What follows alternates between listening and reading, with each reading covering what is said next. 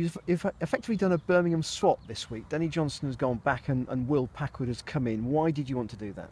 I felt we needed cover, or we will need cover. Looking at the 3 games we just had in 7, I just felt we could have freshened it up slightly at the back a bit, but we've got that now with Will coming in. He was at the top of my list for the last few weeks, so just felt we needed to do that. The chairman said we could do it, so it made sense. I've had a lot of good reports, seen him a couple of times, and for a 21-year-old, he's he's got an old head. He's very intelligent boy, and can read the game, and will be a good asset for us. Some of the comments on social media after last Saturday suggested that fans were concerned about Matty Taylor's mobility. Are his knees causing him trouble? He's okay. He's all right, Matt. When you get to sort of early mid-30s, that's what happens. Games do become tough. You have to look after yourself, which he does really well. So it's not just Matt. There's all the defenders really. You've got Troy, who's got 9 bookings, so we need to cover for him. We've got Pablo, who's there, can come in as well. So we've got 4 good centre halves. Just a case of managing them and seeing who fits for which game really. I've said to them all that and this is the whole team really. There will be a bit of rotation in the side, and it's just about keeping things lively and fresh really. You've had a handful of games. Are there any patterns emerging?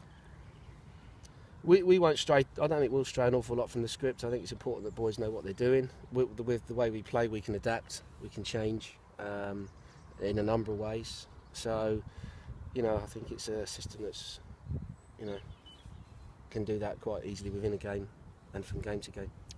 Already we've seen the impact that Pablo Mills and Wes Burns have had. Do you think that they will increasingly be targeted by the opposition because they'll see them as key players? Yeah, I'm sure the opposition have seen a few of our boys and thought, we've got some good boys in there now.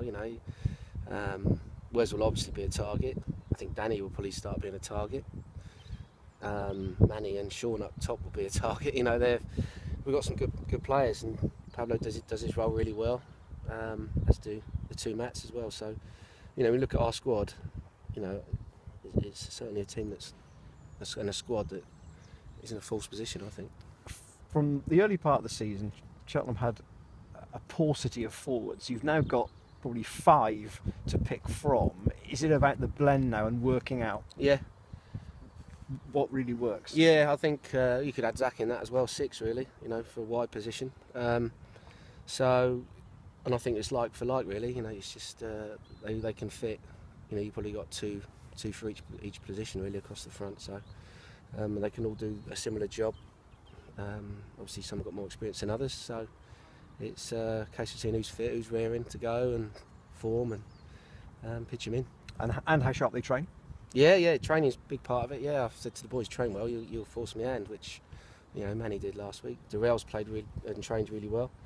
And he's been unfortunate not to be in, and a few of the other boys have done really well. So, they're all sort of championing to get in the side really. You played Newport at home over Christmas. Since then, a lot of change here, obviously, and Justin Edinburgh's gone from them as well, and they've stuttered a bit since then. Yeah, they have a little bit. You've got to be wary of that though. Past form or whatever doesn't really count in my eyes, and shouldn't do in the boys. This all happens on the 90 minutes, 95 minutes. I thought we were unfortunate at home, and they said that as well. We should have got something from that. It's a totally different team to them now. So, and we'll be going there with a way to play and get as much as we can out of it. No Chris Zabrowski for them. They don't have a big goal scorer, do they? No, they have lacked in that sort of department, but always a worry when you say things like that. They come back to bite you, so I'm not going to say too much. I know Jimmy really well and Wayne, so I know they'll have them going at us. You had a day at the races on Tuesday. Was that important just to increase the spirit that you're trying to generate? Always. We always did it in the past. I don't see how it can be a negative. The boys will manage themselves away from it as well. So we always did it, and I always thought it was a good thing to do. You have to create relationships away from the pitch as well as you do to create them on the pitch. Two won't just happen. You have to work at it, and that's what we'll be trying to keep doing. Great. Do you think you? Is it just about fine tuning now? You've got that sort of system in place. I think Craig said last week it's just about sort of fine tuning the roles and responsibilities in that. Yeah, I'll keep hammering the same points, and once. You know, I think they've stuck really with most of them anyway now. And it's about the same points and doing the same things with each player really. Once they know that, and then players that come in know it as well, because it's the same for them as well. I feel that lads that are on the bench can come in and do similar jobs. So it's just keeping at it, fine tuning things, seeing who's fit and ready and raring, and picking players appropriately. Yeah.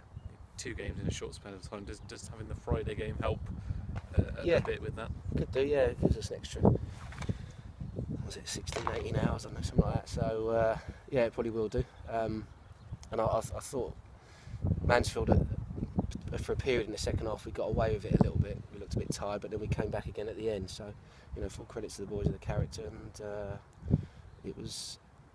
could be a good point in the end. And we could have nicked it. So there's a lot of heart to take from that. Do you maybe think that from that tiredness in the Mansfield, do you look now at these 2 games and think, well, I've got to slightly tinker it based on sort of... I mean, we've said in there, it's important not to look too far ahead, because you've got to concentrate on what you've got coming up. You know, try and pick your best side, strongest side that you can. So that's what we'll do tomorrow. That's what we'll feel. And for those that are fit and ready, and then look at Portsmouth when that comes around, because you know you can't 3 or 4 days time, you can't legislate for what might happen, and people pick things up. So you just got to go with your best side as you can. Yeah, obviously I think it's 10 to go now. Got a few games against teams with something to play for, a few with teams that are sort of mid-table. What would you prefer? I mean, Newport are still sort of on the edge of the playoffs, so they've got something. So there is a bit of pressure on them. Yeah, I'm not worried either way really. You know, I think we've got a good squad here now, and so it doesn't matter to me really. Just got to approach each game, look at who we're playing against, and go from there really. Cheers.